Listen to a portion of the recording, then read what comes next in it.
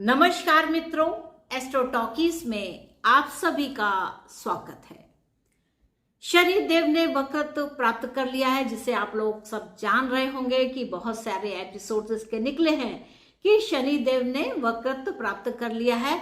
तो यह जो उनका वक्रत्व है वह 4 अप्रैल से आरंभ हुआ था और इस समय की जो स्थिति है वह कुंभ राशि से वक्री होना आरंभ हुए थे और इस समय पर वह मकर राशि में गोचर कर रहे हैं, वह भी वक्री अवस्था में। अब यहाँ पर देखना क्या है कि जब इन्होंने यह वक्रत्व प्राप्त किया तो वक्रत्व प्राप्त करते ही इनकी जो स्थिति है, यानी कि अब जो शनि का मुख्य काम है वह मकर राशि में हो गया।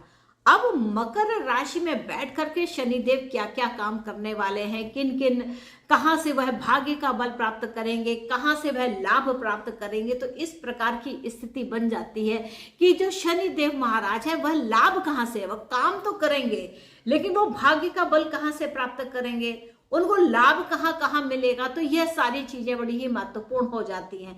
तो इस बात को समझने के लिए आज हम चलते हैं, आप पिक्चर में भी यहाँ पर देखिएगा कि यहाँ पर शनिदेव महाराज किस प्रकार से काम करते हुए दिखाई देते हैं। तो शनिदेव क्या है, जब मकर राशि में आए, यानी कि 12 जुलाई से यह मकर राशि में है और इनका अभी जो कार्यकाल है इस मकर राशि में 23 अक्टूबर तक वक्री अवस्था में रहने वाला है। यानी कि अभी भी काफी टाइम है, अभी अगस्त का मास है, सितंबर का मास है और अक्टूबर के 23 अक्टूबर तक यह वक्री रहने ही वाले हैं।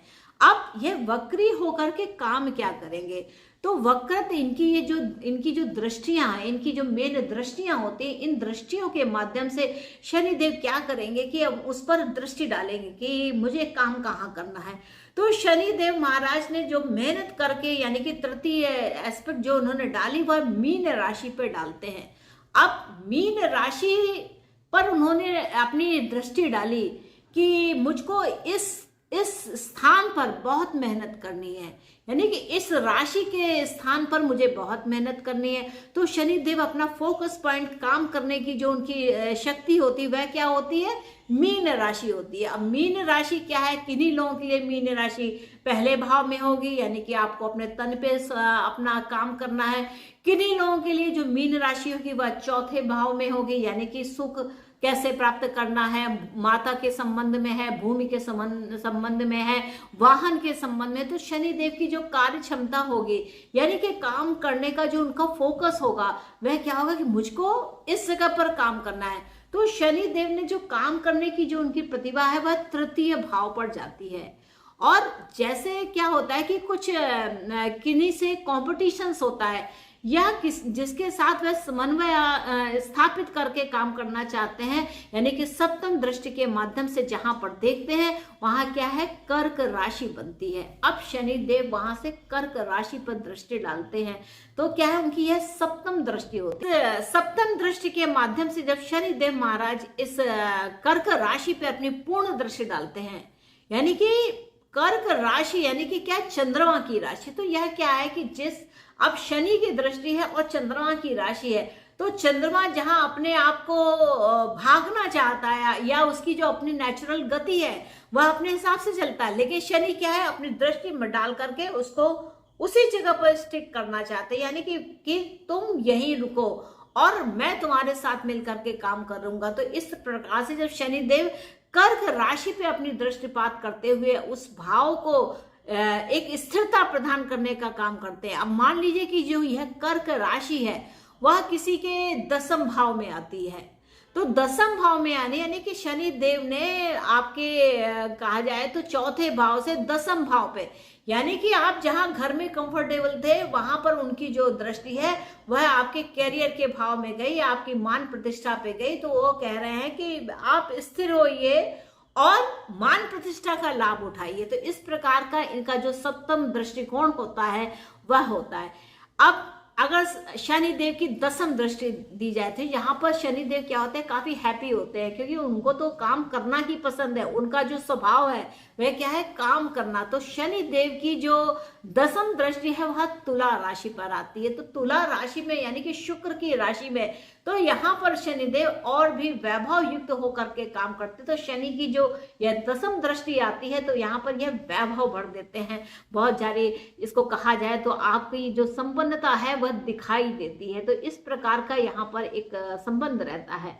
अब देखा जाए कि यह शनि देव को भाग्य कौन देने वाला है, यानी कि अगर उनके शनिदेव को जो भाग्य का बल मिलने वाला है वह किस राशि से मिलेगा, कहां से उसको सहयोग मिलेगा कि यह काम किया जाए। तो जो वर्तमान में स्थिति यानी कि शनिदेव जो मकर राशि में स्थित है, तो वहां से जो नवम भाव की स्थिति आती है वह कन्या राशि की आती है। अब कन्या राशि का जो स्वामित्व है वह बुध के पास है। तो बुध देव शनि के लिए यहाँ पर इस समय पर यानी कि जब शनि मकर राशि में है तो यहाँ पर बुध भाग्य के कारक हो सकते हैं, यानी कि भाग्य में हेल्प करते हैं।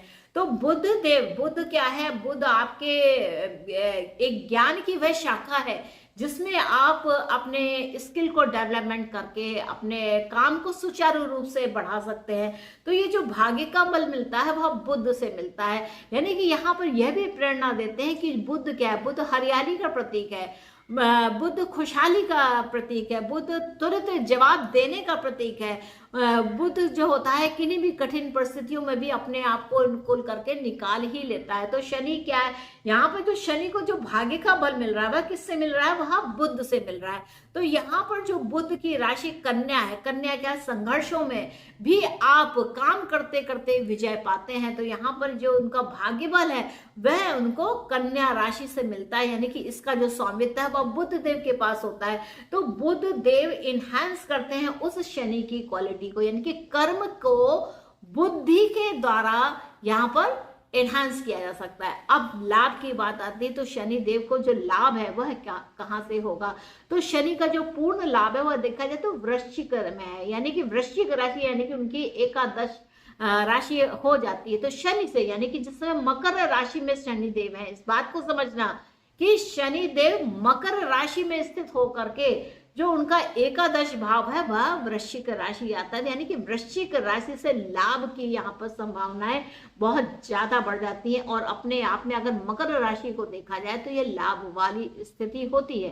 तो यहाँ पर देखिए जो मेन रूप से कहा जाए कि धन का संचय कैसे होगा, आय के साधन कैसे होंगे, तो जो वृश्चिक राशि यानी कि मंगल की राशि है, यानी कि जो कि बिल्कुल नीचे रहकर तही स्तर पर जो रिसर्च करती हुई राशि है वह लाभ देने वाली। तो शनि का काम क्या है, शनि का काम है कि धीरे धीरे परंतु लगातार करते रहने से जो लाभ की स्थिति बनती है वह इस पर आती है। तो इस प्रकार ये जो शनि की जो तृतीय स्थिति हो गई, सप्तम दृष्टि हो गई और इसकी जो दसम दृष्टि है यह इनका विशेष महत्व रखती है।